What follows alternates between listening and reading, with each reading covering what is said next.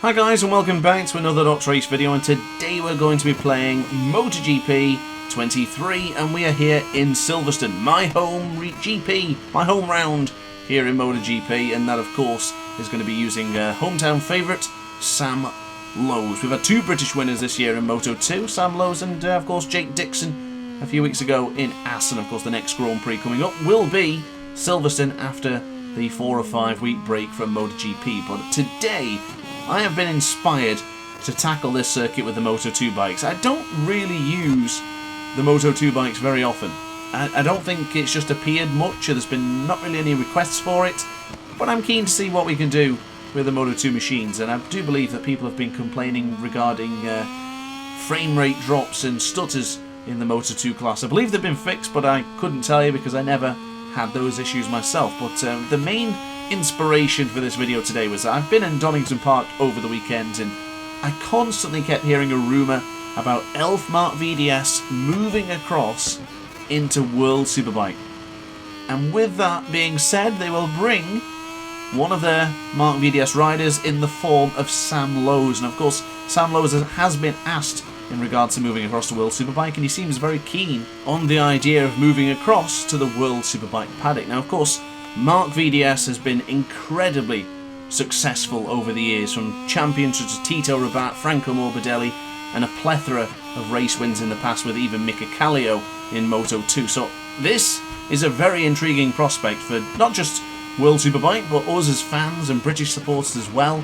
Even more Brits in Superbike is never a bad thing for us, but I'm really intrigued. Honestly, I'm really interested. I cannot describe my feelings for this one, but I will be sad to see Sam Lowes not in MotoGP 24 if that would be the case. But of course we do have a solid British talent with the form of Jake Dixon. But yeah, that's that for now. Let me know in the comments section down below what you think about the idea and the prospect of Sam Lowes in Superbike. Do you think he'll do well? Will he do as good as Alex?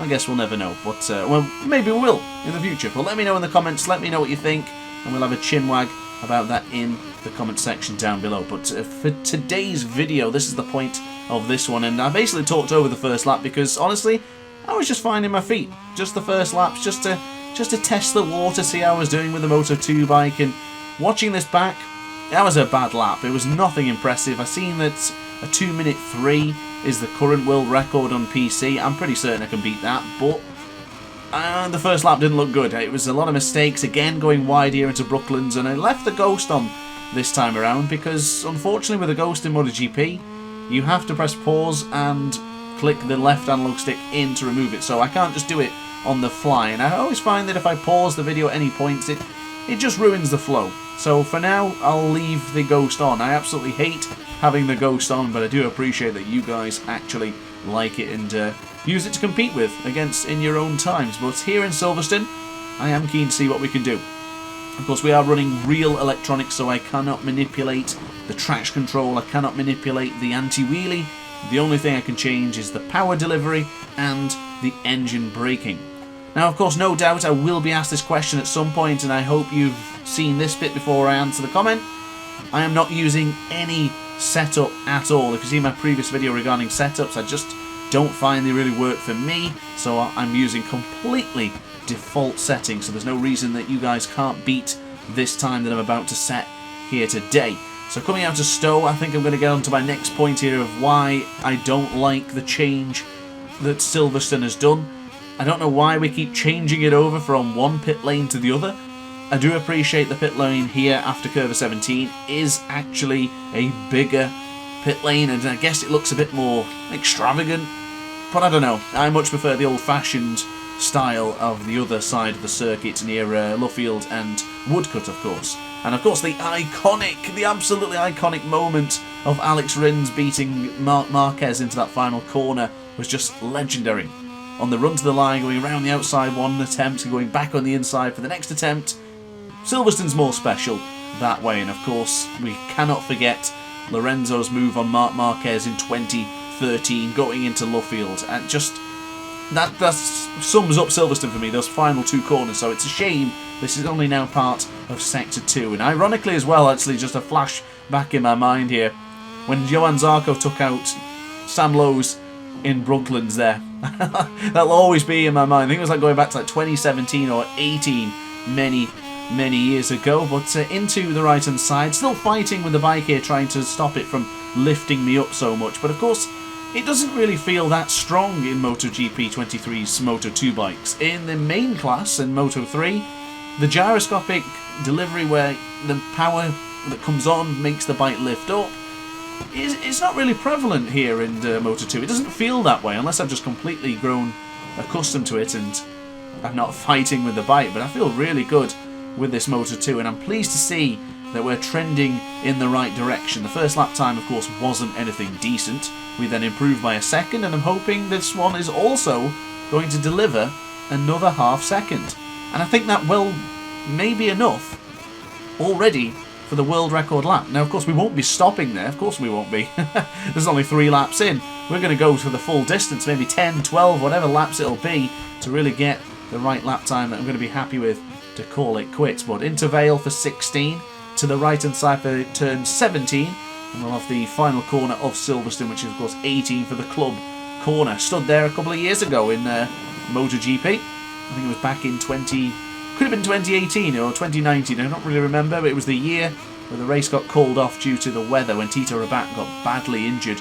And funny enough, Tito Rabat has probably never been the same after that accident, so pretty pivotal moment in the Spaniard's career. And of course, Tito Rabat going into BSB in a couple of weeks' time for the Snetterton and Brands Hatch rounds. Very keen to see how he's going to get on. I, like a lot of people have said, feel the same way. We should have had another young British talent on that track with that bike. But I'm guessing Tito Rabat does bring in the big bucks, so yeah, it does make sense. He brings all those pennies in. Yeah, why not? Mark, the McCam's Yamaha team will be splashing in the cash with Tito Rabat and his jewellery company. But anyway, enough about that. We're getting into Luffield, so into the right-hand side for the iconic woodcut. We'll get across the line for the previous Silverstone start-finish straight, and then back in to the right-hand side for Cobbs. Nice braking in there. Really channeling my inner Sam Lowes here by just sliding the rear into these corners. Probably got one of the best riding styles in Moto2. There's some iconic footage of Sam Lowes sliding the rear tyre, and we're doing it here today. It feels good. It feels so good and so satisfying, I must confess. But into Beckett's and out to the change of direction. Now, I usually get this wrong, but I believe this is the Hanger straight, but it could be the other straight. But yeah, I always tend to get those wrong and mixed up. But there is a lot of straights, so you can excuse me for that. But breaking in at the white line there. Whoa, just downshifted too early there. Really slid the rear into Stowe. And it wasn't what I was looking for. I wasn't trying to look cool in that corner. That's just a simple mistake. Going in for the number 22. But into the left-hand side for Vale. We'll get a quick change of direction here. Turn 17. And we're just ahead of the Ghost as it stands. So this probably won't be a 202, is it? Across the line? Not quite. It's a 203.012. But what I can take pride in is knowing that there was a lot of corners in that previous lap that I made mistakes on. So going into Stowe, we can soon improve upon that. Oh, sliding into Village there, beautifully done. Clipping the apex of the third corner, and then back into the left for the fantastic corner of the loop. I can't tell you how many overtakes I've done there in previous MotoGP games. I really like that corner. Of course, that is where the iconic long lap penalty part is, I do believe. And of course, we've seen riders taking that with full glee. Was it Celestino Vietti the other year who went in there and had a wicked save? It might have been last year, actually, on the Moto2 bike, just before we had the downfall of Celestino. So into Luffield for turn 7. Feels weird to consider this as turn 7 now and not 17.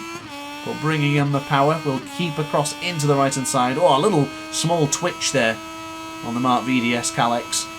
As we'll go to the right-hand side, can we keep it in tight? Oh, again downshifting too early. Still picking up some bad habits, and unfortunately that is not going to be a valid lap at the end of this one. So that's a big mistake, but keep on going. The inhibitions have gone now, so we're not going to improve, but let's go for it. I always say this in previous videos. It's important.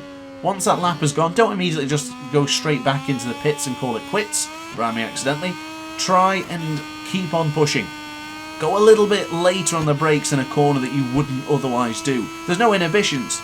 The lap time's gone, so you might as well try it. So here, for example, into Stowe, Going to try and gradually bring on the power. Braking quite firm there, actually, for the right-hand side. Look at the difference we made compared to that previous lap. And as we go very firm on the brakes here for the very difficult Vale corner, we are improving. So at the end of this one, we should be improving the lap. Of course, it won't count, but we've just gained valuable information for the next lap time, and that's exactly what you should be doing. Don't get disheartened because you invalidate the lap. It's really not the end of the world. But into the right side for Abby, you can see the Ghost going a little bit wide there. We're not going to copy that line. We're going to go for our own into Farm. Now, with the change of direction, I do feel quite confident into the village corner. Once again, very tight to the apex, just really able to clip it there without falling off. I played a bit of Superbike 22 the other day, if you've seen the videos, and clipping the apexes there is a bad idea, so definitely avoid any sort of rumble strips or curves when you play Superbike. Here in MotoGP 23, it's a different situation. So braking now into the left-hand side for Brooklands. Into second gear, just dropping it down. It could drop to first, but I don't think I will. I think I'll try that in the next lap maybe, but for now, happy to stick in second as we come out quite strong out of turn 7. Now keeping on to the right hand side here, just bouncing the throttle, not trying to go full acceleration because the gyro feel will start to kick in as we now go to the right for Copse. Very tight to the apex there, and that's a stunning line going in through turn 9. Past the old pit lane exit, we're trending by about 1/10 of a second. Quick change direction into Maggots, into the right for turn 11 and back across into the left. Probably moved a bit too early there. Could have moved a little bit later and probably would have hit the apex with a bit more precision. But coming into Beckett's, again a quick change of direction, didn't really pay off. However, that Ghost that we're battling with right now will be going deep into Stowe. So if we don't go as deep and we try and brake nice and tight to the apex, we should be improving. But yeah, again, I still went a little bit deep. Not quite as egregious as the previous attempt, but it's not my best. So we can improve, and we will improve here in Silverstone, but this will put us into the 202s, which is a great confidence boost, and it's a great motivation to continue to keep going forward. Now, I do love Silverstone, and I'm hoping that I can really start to chip away and maybe get into the 201s. I tell you what, 0.6 of a second back after a bit of a shoddy lap. This could happen. It really could. So the previous time with the previous Ghost is gone. It's now down to this. Now, I am sticking with the medium front and the soft rear for now, but I do want to try towards the latter stage a double soft combination. No hard option front for the Moto2 bikes here. So the only Dunlop tyres we've got is the medium and the soft. So for this combination so far, it seems to be working for Mark van der Straten's team. So onto the brakes we'll go, into Brooklands once again, down to second gear, keeping it in nice and tight. There's a really nice apex going into the left-hand side there, and once again, doing the same for Luffield as well. The Ghost just can't keep up. Of course, that Ghost is me on the previous lap, but still, that Ghost can't live with the DrAce. Can't live with this pace, can he? We're killing it now. Cross into the second sector, we're up by 1/10.5. Downshifting into third gear for Copse. Did try going down to second there, but it's actually a bit too far, so he will start to slide the rear with the torque going into the rear of the tyre. But now into Maggots and quickly across into turn 11. That's not ideal, but it's... yeah, that's worked. I felt like I was going to go a little bit wide there, but we nailed it. Keep it in nice and tight, but not too tight, because you will... oh, right on cue. Right on cue. You will go across that white line there, and that will invalidate the lap. It's very annoying, that part, because it doesn't seem like it should be there, but it is what it is, and we went wide there. So unfortunately, this lap will be a massive improvement, but it will not count. And that hurts, because I think we're about to go into the 201s here. Look how firm we're going on the brakes into Vale. Giving it everything with Sam Lowe's here right now. 0.7 of a second in the back pocket. Across the right hand side, across the line, it is a 201.960. So now what I've got to do is do it all again, but this time not abuse the track limits. And one thing I do like about MotoGP 23, it's completely clear cut. If you go onto the grass, you cut the corner, it's simply a track invalidation, so you will not have that lap time count. Unless it's esports. For some strange reason, you can cut the apex into the Geert Timmer chicane in Assen, and for some reason it counts. I think I've completely lost interest with trying any attempts with the esports if that's how it's going to be. Not like I can get in there anyway, because I mean the aliens in those classes are just ridiculous. But into Brooklands, just downshifted prematurely to second. Almost lost the rear. And I'll tell you what, we're still on it. A small moment doesn't mean we're going to give up. We are still pushing. And now where we seen at the beginning of the video where I was doing 205s, 204s, 203s, this is now really getting to the peak of our performance. This is where the fast laps really count, because every single sector is just getting faster and faster, and the room and margin for error is minimal. Really, really minimal as we go into the 10th corner here. Wow, wow, I took it with so much speed, but unfortunately that did invalidate the lap. We must have been just so close. We must have just barely touched the green, but that did invalidate the lap, so unfortunately this will be a second lap in succession, which will not count. I'm guessing that could be another 201 though, you know. So as long as we stay within track limits, 201 will be ours, and a world record, which is going to be more and more interesting for the players to beat. Of course, if you guys are keen on trying to beat my lap time, let me know. And also let me know what your results are in either the Discord server or in the comments section down below. I'm not challenging you, but if you guys want to do it, you're more than welcome to.